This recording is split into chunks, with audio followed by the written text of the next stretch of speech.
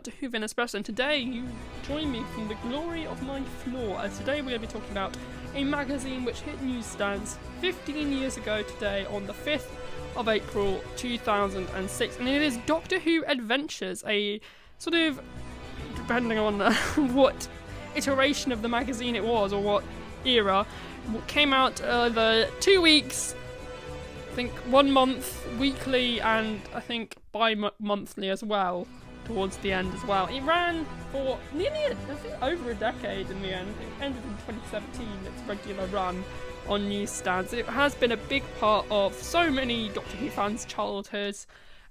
It was a big part of mine. I didn't really collect it from the start, but certainly from Matt Smith's era, I definitely collected it a lot. I've got this very interesting collectible, which is of course the very first issue of Doctor Who Adventures.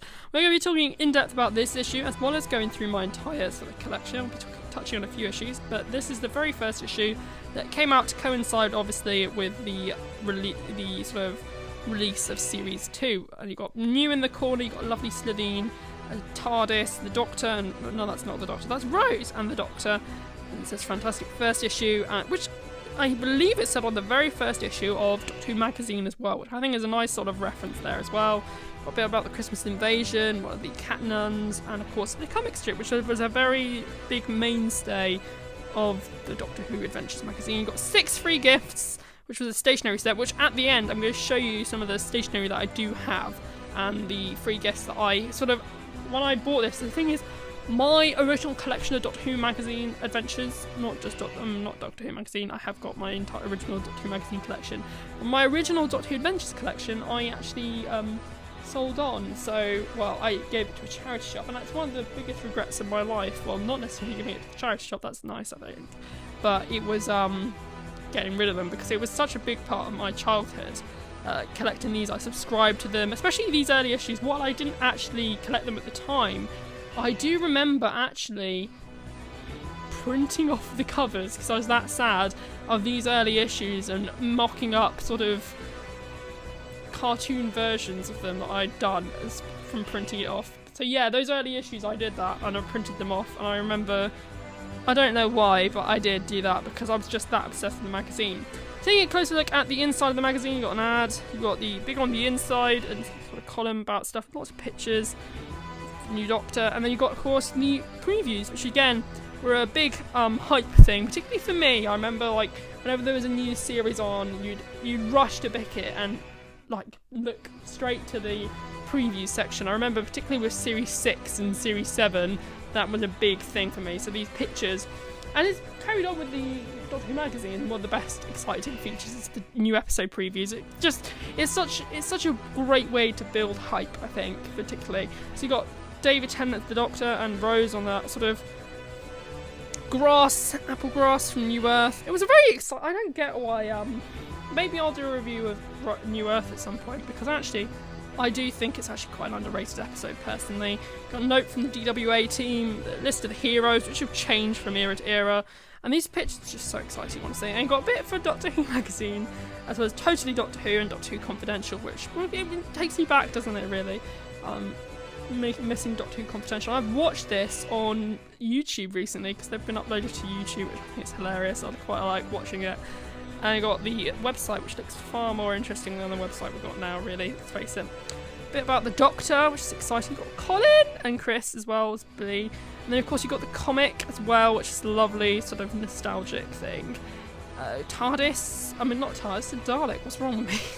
A bit on the Christmas invasion. So this first issue is very sort of excited more about Series 2 and sort of promoting that with some images. And got a lovely poster of a Dalek there. If I just turn that around, it's quite nice. I mean, I have a lot of posters on my wall, but they tend to hang on. Just put a card in, keeps it straight. I mean, this is sort of not necessarily the most collected sort of bits of card, but just sort of bits of card I keep in there. Yeah, moisturising Cassandra, but yeah. I mean, this must have been a big thing for Doctor Who fans, particularly the younger generation. I remember just sort of getting so excited about this magazine. It was just so amazing. I really kind of feel for the young generation of younger fans that we have now that they don't have this, because it's such an exciting resource. I mean, you've got behind the scenes stuff as well as sort of more kids stuff. I mean, sure, it got a bit bad towards the end, if I'm honest, but it was so great, particularly at the start. And then you got a preview of issue 2, and next we come to the issue that in the announcement of Martha Jones as the companion for Series 3. It was also the last issue with this sort of orangey text at the top, and you've got sort of stuff about the new series, which is exciting, particularly given that Series 2 hadn't ended that so long ago for this era. So it's sort of nice to have a little bit about the new companion there, and sort of, again, it was such a hype builder more than anything. It just built up so much hype for the new series. You got a lovely poster of that promo image from Series 3, I guess just that big hype thing. Another thing I want to mention, these masks. I love these masks. I don't know why. I've also got this poster on my wall. It's sort of over there ish. And not, you can't see where I'm pointing to, but yeah. And then you got a lovely bit on Love and Monsters, which is everyone's favourite Doctor Who story. I mean, I don't actually mind it. I used to be terrified of the Absorbaloff. I'm not even lying. I genuinely was. So it clearly wasn't that bad. I mean, it's not a bad episode at all, really. It's just a bit creepy for me. Anyway.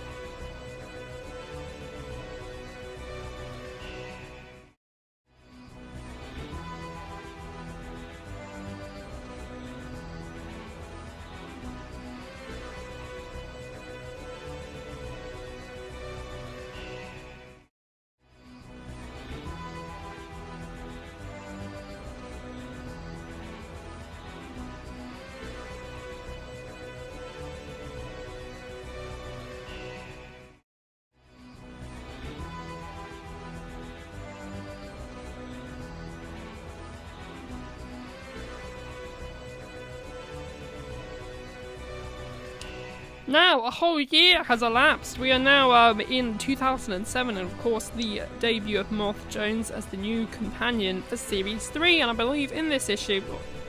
See, we've got a wall chart, and it's not ridiculously tall, it's not that hard. And there's probably more information to be had about the Doctor than there are about the Daleks, let's face it. So here we've got our first preview, the Vortex, slightly nicer preview layout for this one. You've got more exciting images, and for Series 3, so that's a nice sort of preview. I believe this one would have actually not have finished its run before, yeah, because this aired on the 31st of March, so technically the next issue would actually be out by the time that before this episode had actually aired. So yeah, you got Series 3, got some interview with Freema Agyeman as Martha, another comic. I don't think Martha's in this comic, but I love how the comic came up with some of their own companions later on, and there's a really nice poster of the Doctor and Martha there. So yeah, that's a nice sort of touch again. Daleks, Cybermen. I love these makes as well. It kind of makes me want to make some of them as well at some point. Maybe I will. That will make an interesting YouTube video. And again, there's the other half of the wall chart. So yeah, Series 3, let's go!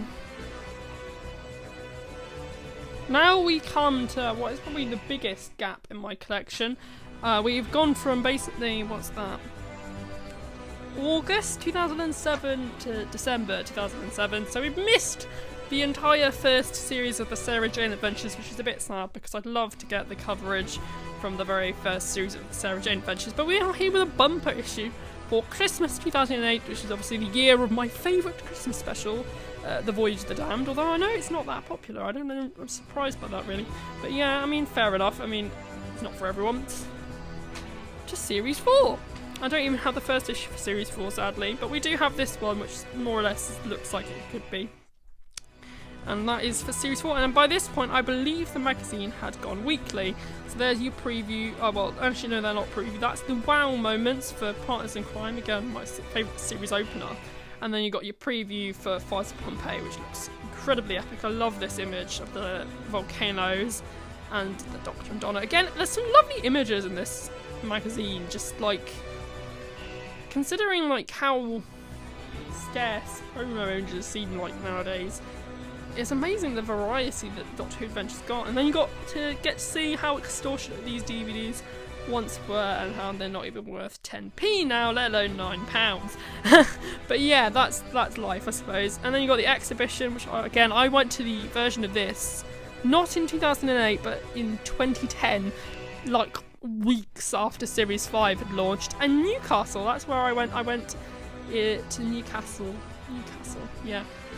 And I went to the Life Centre to see the Doctor Who Up Close exhibition, and I remember all this being there.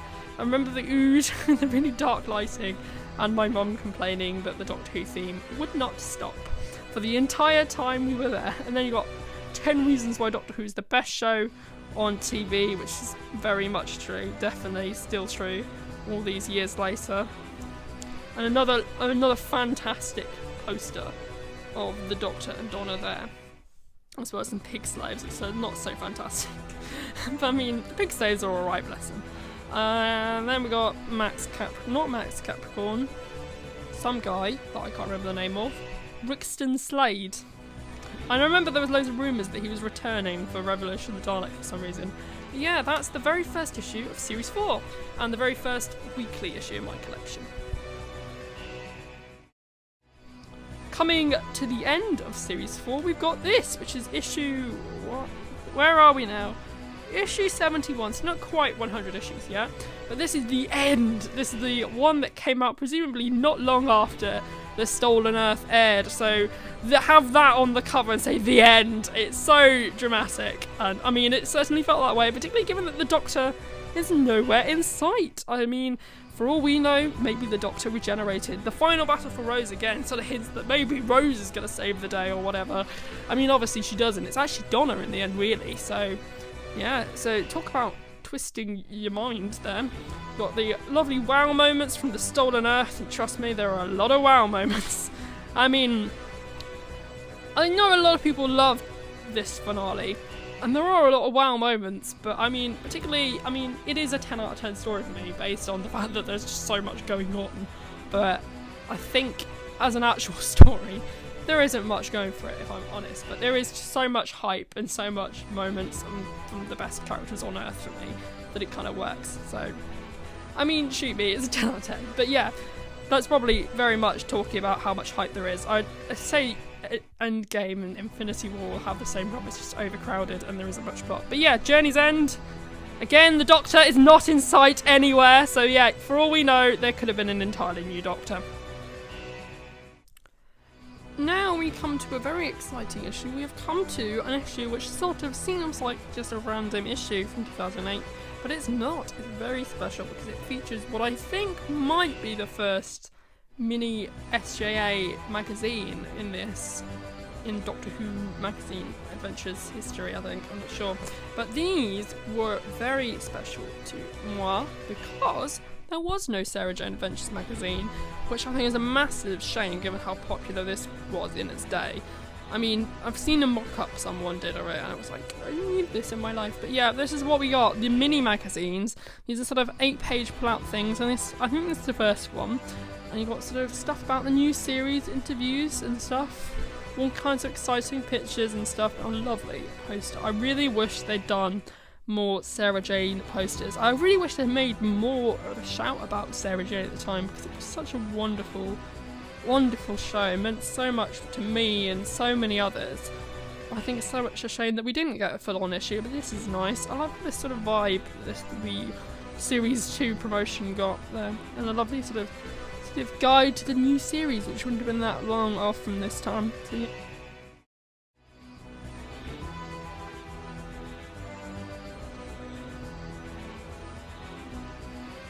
And here we are, the final episode preview for the 10th Doctor, The End of Time. It's been a wild journey that's taken me from about, I don't know what the time is now, but yeah, there you go. Some shocking moments from The End of Time Part 1.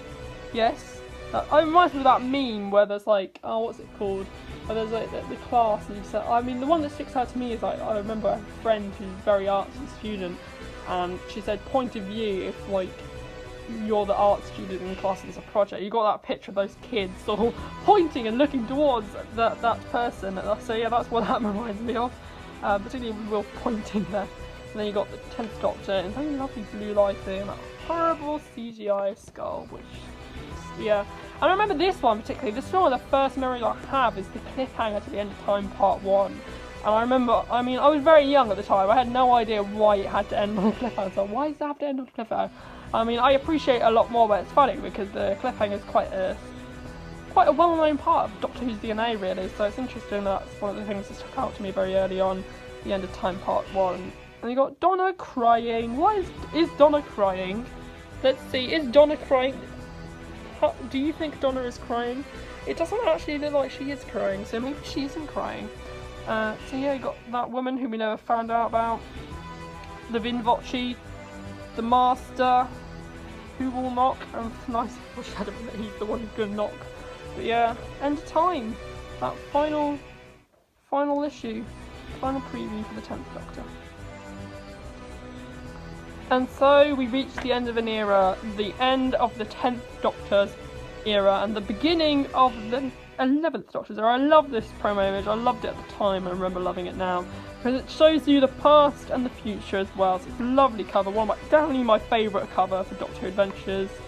Got the preview for Series 5, everything is looking very hypey, and honestly I don't think I've ever been more, I don't think anyone's been more so much hype in these weeks before Series 5. Again, I've got a poster on my wall, I think, somewhere.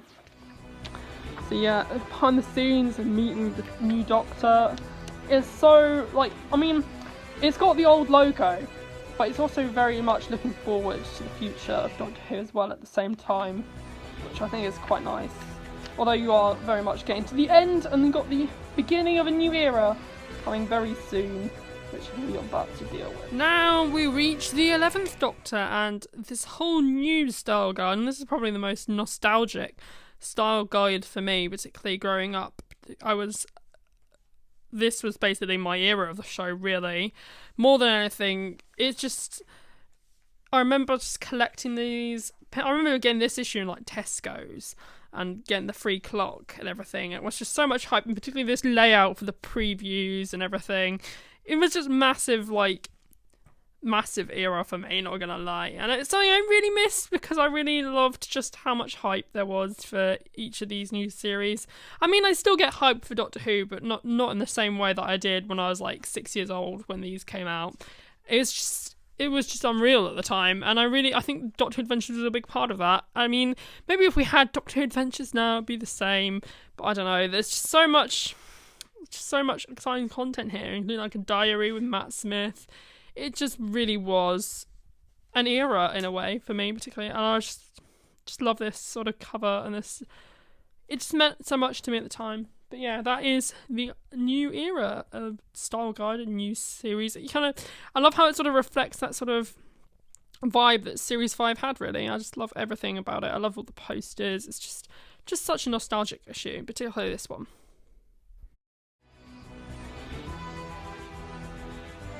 Right, I think this might be the issue. I remember going on holiday. Yeah, it would be about right, because I tend to go on holiday towards the end of August.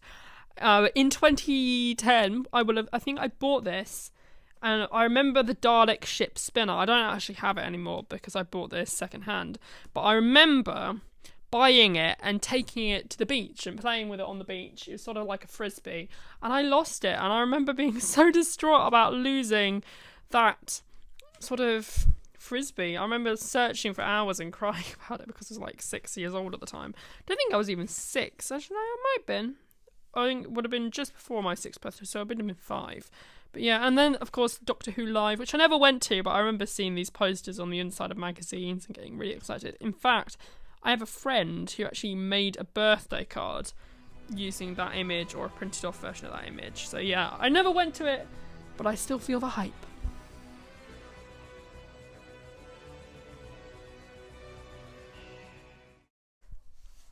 "10 years ago this month, along came Series 6, the second series for Matt Smith's Doctor, and with it, a whole new look for the Doctor Who magazine, the second for Matt Smith's Doctor.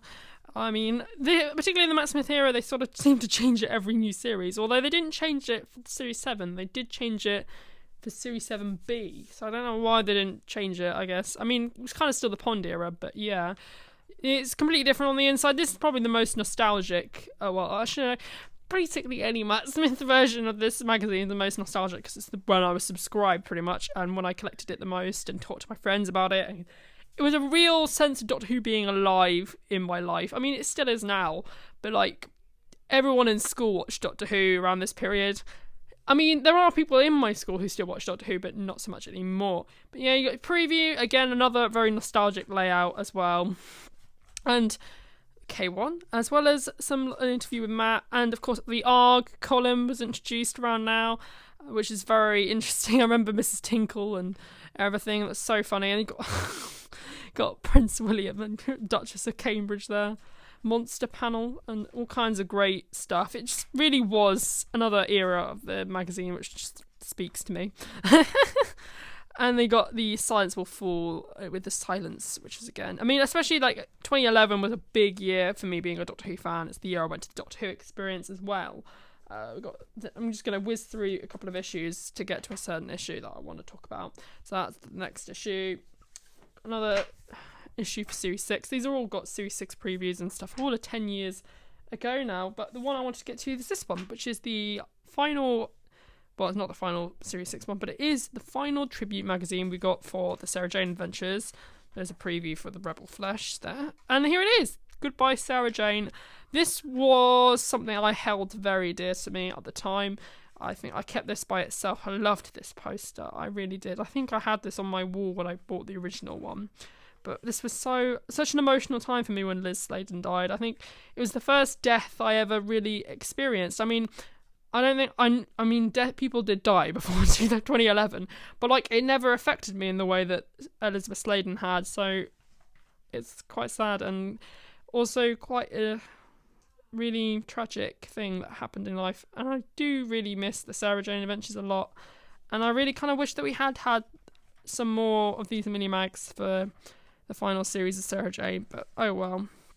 It is a very touching, nice little tribute, and it's such sad yet fond memories of the Sarah Jane Adventures.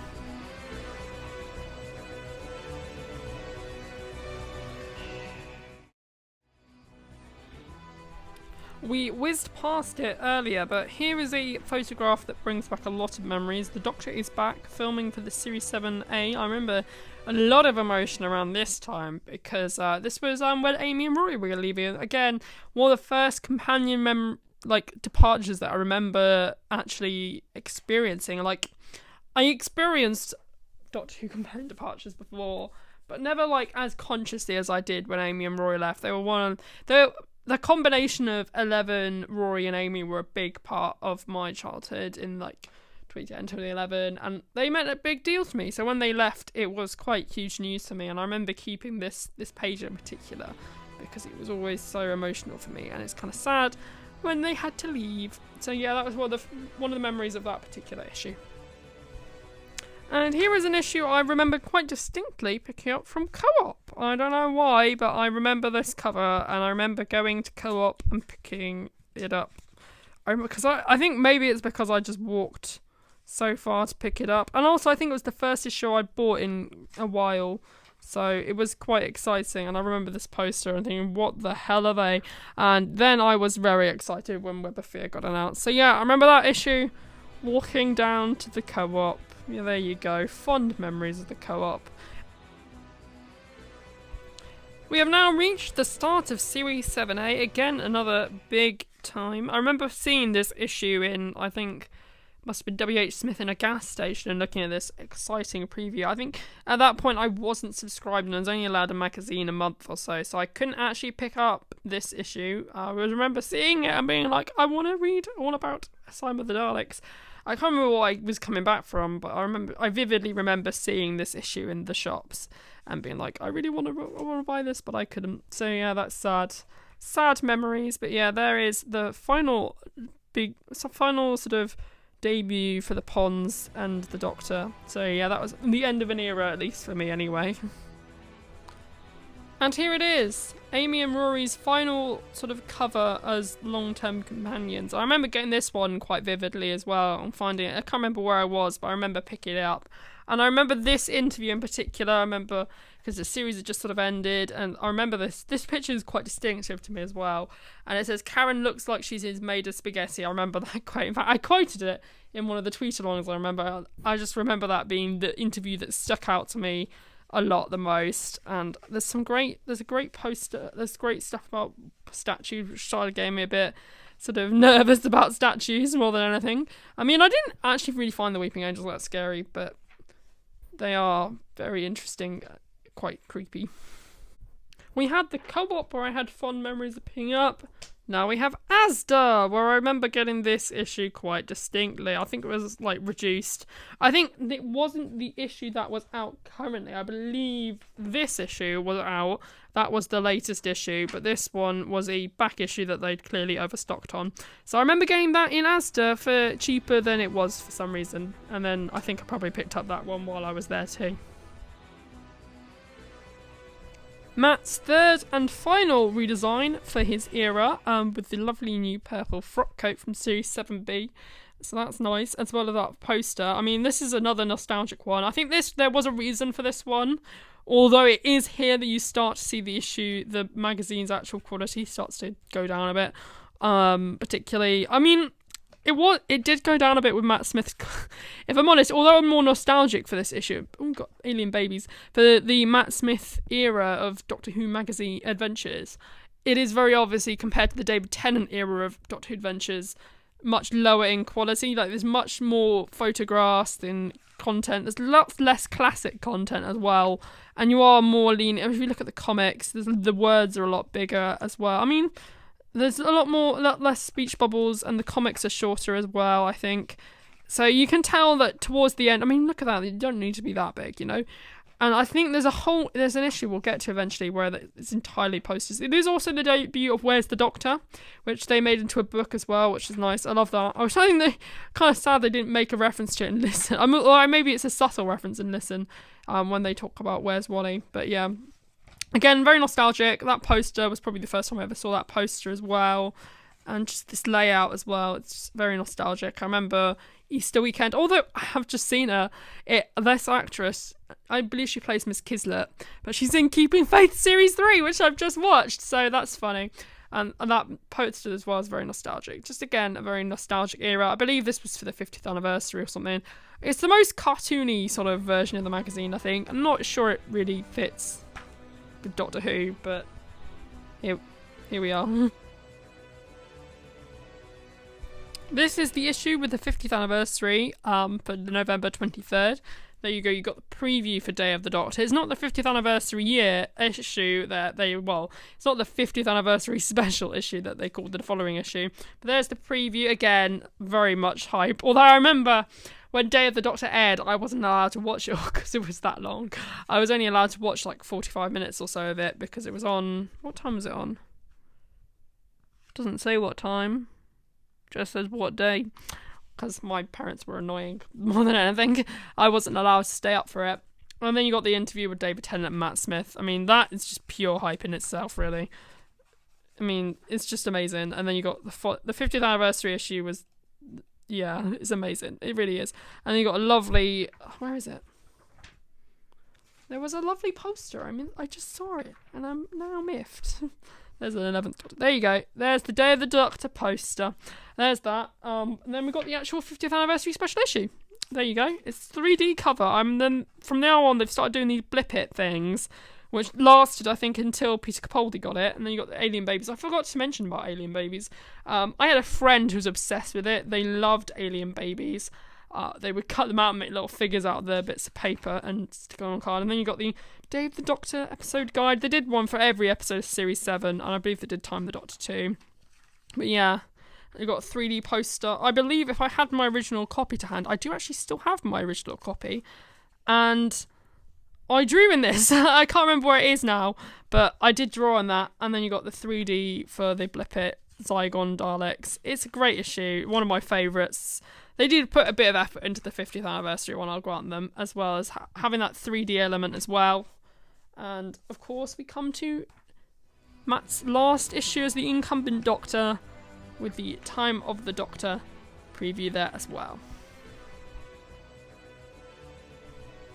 here we have the new iteration, probably the shortest lived iteration of Doctor Who Adventures. It is the Series 8 iteration of Doctor Who Adventures. I mean, pretty much all the same, including comic book style. There is a sort of brief sort of change in layout style. You've got deep breath preview.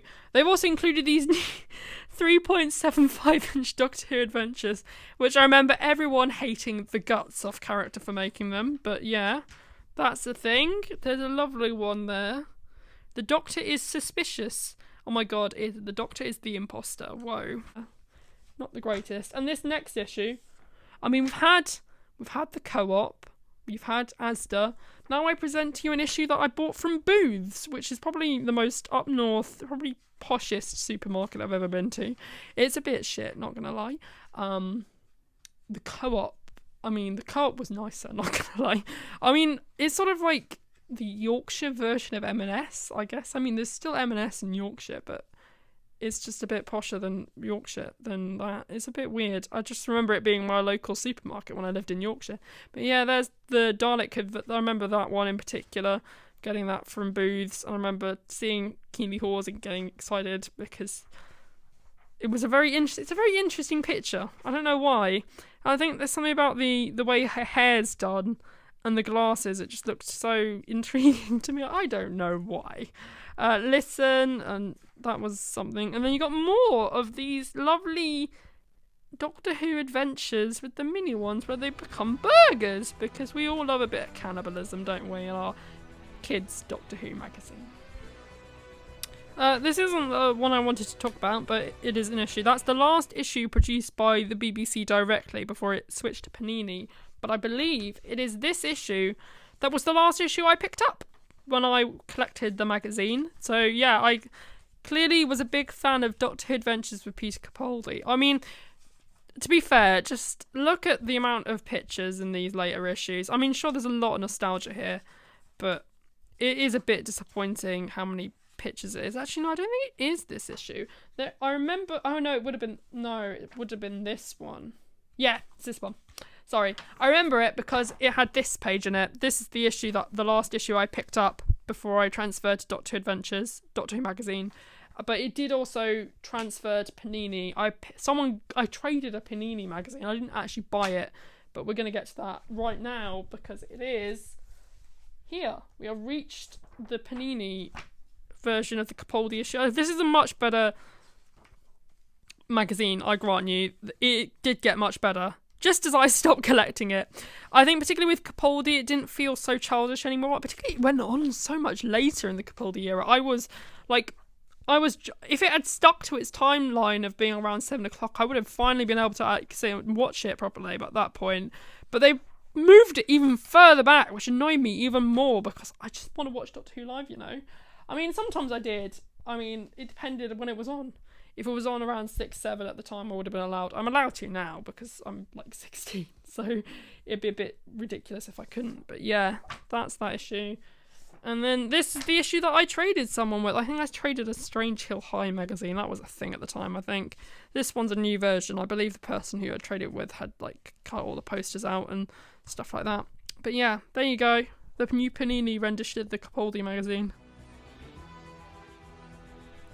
And now we come to the last regular issue of Doctor Who Adventures, and what a journey it's been. I think the price and the fact that it'd gone every 2 months was probably its biggest problem. I think it did start to become its own worst enemy, really. I mean, there's some great posters in there. I really like this poster. I love that promo image for Series 10.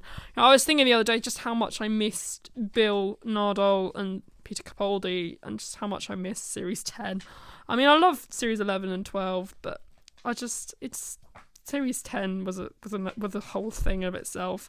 Series 10 was just like an epic journey, not gonna lie. But yeah, that's the last issue of Doctor Who Adventures. We've got a couple of specials here. The one that was released in sort of 2019, I think, just after Resolution in Series 11. So yeah, I think it's really a shame that this is the last issue, we haven't had any more. So yeah, it was a big part of my childhood, and I'm kind of sad, particularly how the way the current era sort of leans itself. It seems very much leaning to that family child audience. So I'm kind of sad they haven't really got this Doctor Who Adventures, this amazing resource, more than anything. As a kid, it's such a great Doctor Who collectible. Like, it was so pocket money friendly that you think of all the Doctor Who things you get now, none of it's particularly pocket money friendly.